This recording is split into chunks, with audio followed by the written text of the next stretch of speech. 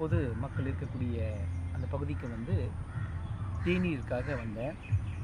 அப்பொழுது சுற்றி இருக்கும் பாமரர்கள் அனைவருமே மகிழ்ச்சியை பற்றி போற்றி பேசிக்கொண்டு அந்த இறை நிலையை உணர்த்திய மகானுக்கு நன்றி சொல்லும் வகையில் அவர்கள் தங்களை திருத்தம் செய்து கொண்டு குளியலறையிலிருந்து வருவதும் ஒரே ஒரு கோலாகலமாக இருந்ததுங்க. இது வந்து பார்க்கும் பொழுது ஒரு பாமரனையும் இறை சிந்தனை உணர்த்திய மகான் என்று சொன்னால் அது மிகையாகாது.